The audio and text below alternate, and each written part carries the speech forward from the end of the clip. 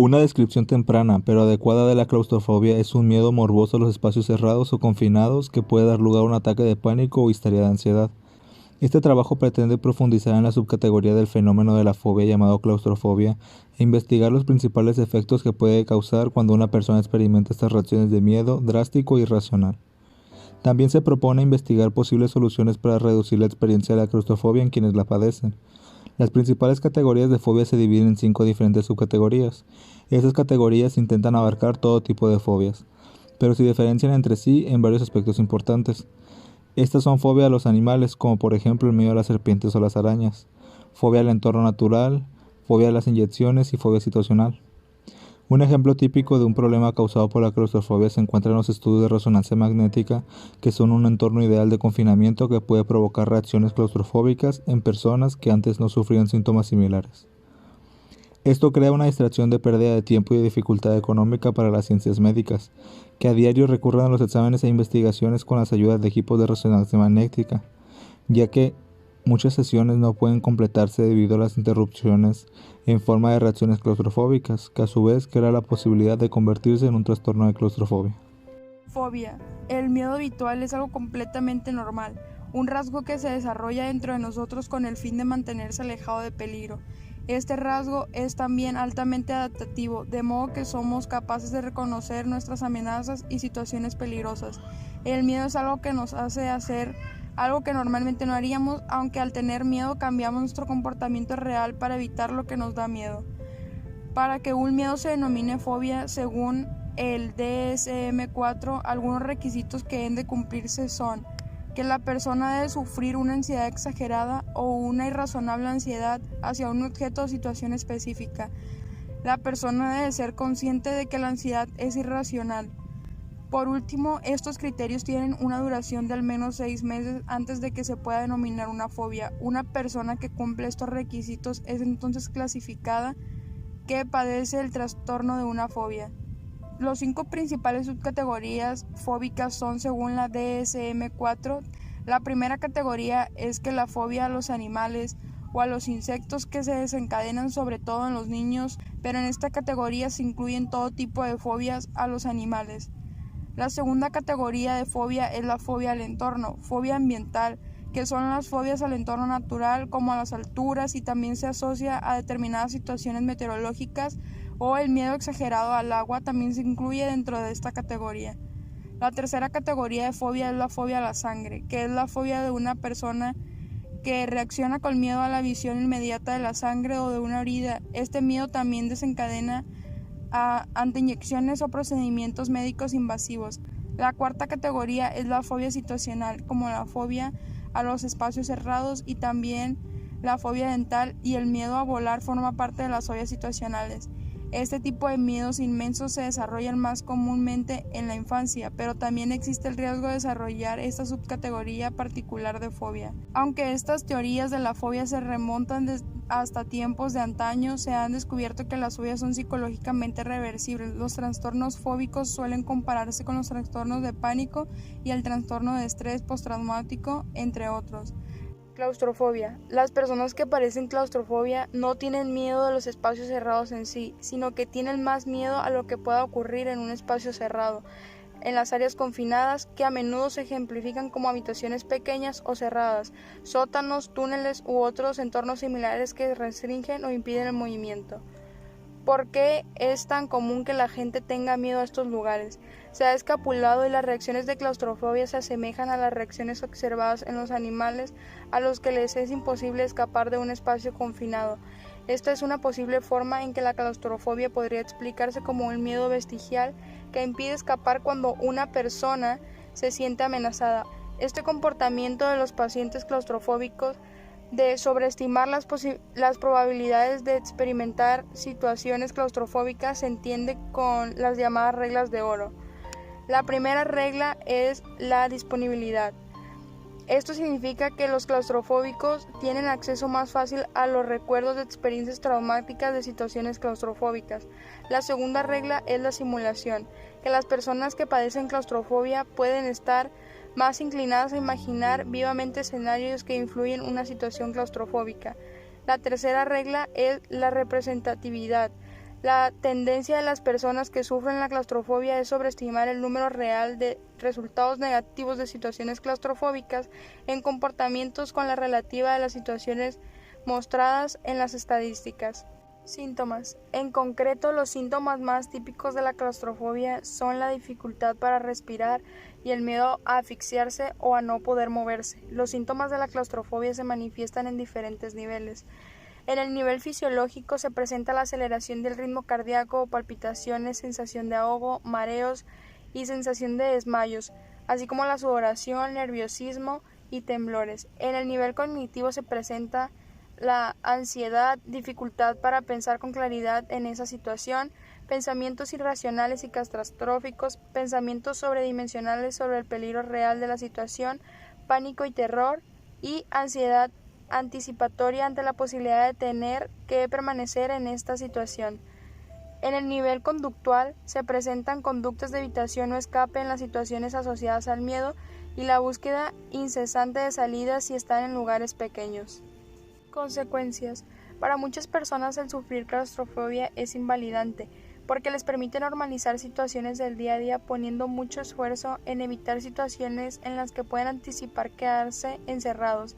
Evitan, por ejemplo, horas en las que pueden anticipar quedar atrapados en el coche cuando hay atasco o evitar subir en ascensor, aunque eso les suponga hacer el esfuerzo físico de subir a pisos altos por las escaleras, o incluso pueden evitar hacerse pruebas médicas necesarias si se supone tener que permanecer en una máquina de resonancia magnética.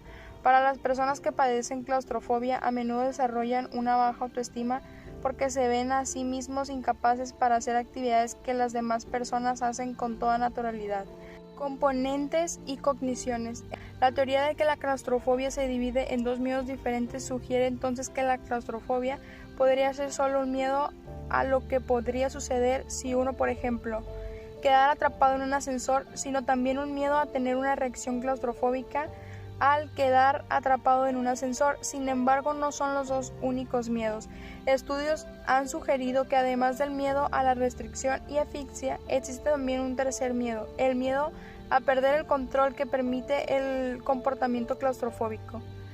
Estos tres componentes pueden dividirse a su vez en varios componentes cognitivos que se denominan cogniciones.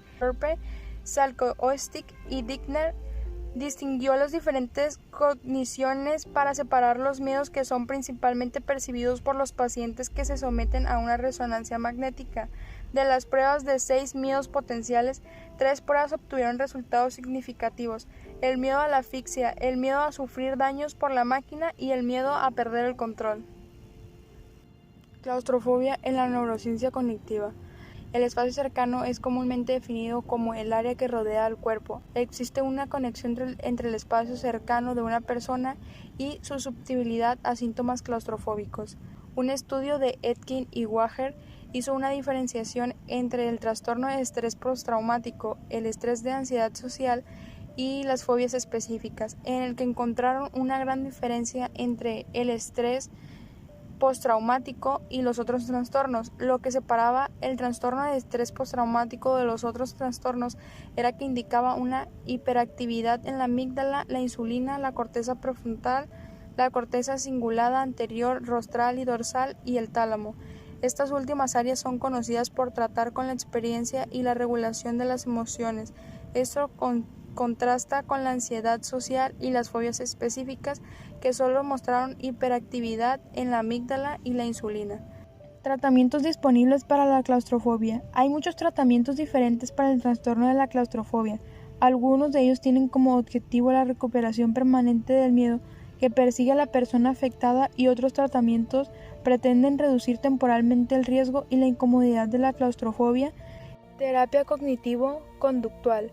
La terapia cognitivo-conductual está reconocida como una eficaz para tratar los trastornos de pánico en comparación con la terapia conductual. La terapia conductual no tiene en cuenta las partes cognitivas de los pacientes, pero la terapia cognitiva conductual y la terapia cognitiva sí tienen en cuenta el resultado psicológico de la percepción, el aprendizaje y el razonamiento, dado que el pánico y la claustrofobia tienen similitudes cognitivas. La terapia conductual y la terapia cognitiva tienen una buena oportunidad de ser efectivas contra la claustrofobia. El condicionamiento del miedo se ha relacionado mediante estudios de imagen con una red neuronal que incluye las áreas que están asociadas al miedo, como la amígdala, el hipocampo, la insulina, el córtex cingulado anterior y el guris frontal medial. En conjunto, estas áreas se conocen como la red del miedo de la activación de la corteza prefrontal y de esta red del miedo bajo estímulos de miedo condicionados. Se hipotetizó que bajo el tratamiento de la terapia cognitivo-conductual, mientras que se espera que la terapia cognitivo-conductual logre actuar sobre las condiciones negativas adquiridas a través de cualquier pánico, son resultados probables que podrían mostrar dos posibles patrones de resultados: un aumento de la activación en el lóbulo prefrontal que indicaría procesos de compensación o reapreciación y una disminución que indicaría una reducción de las cogniciones negativas.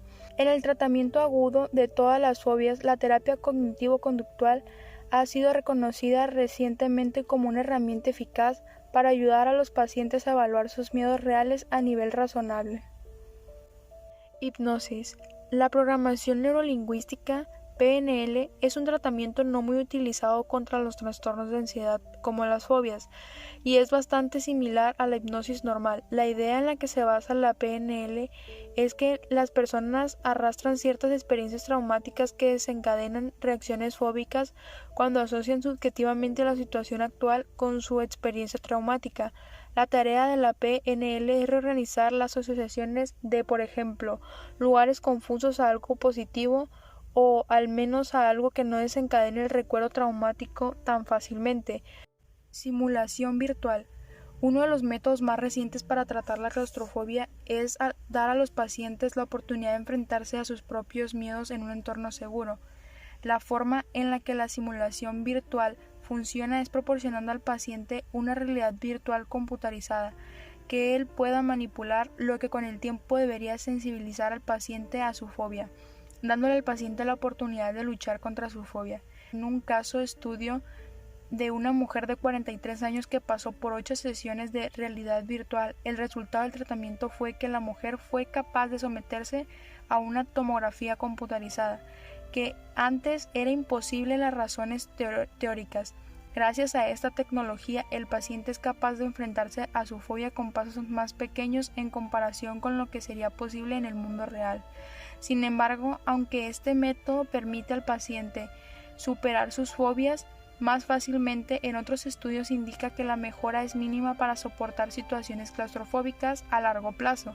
Como resultado de repetidos encuentros de la fobia, el método más exitoso es tener alguna terapia cognitiva evaluativa entre las sesiones de simulación virtual.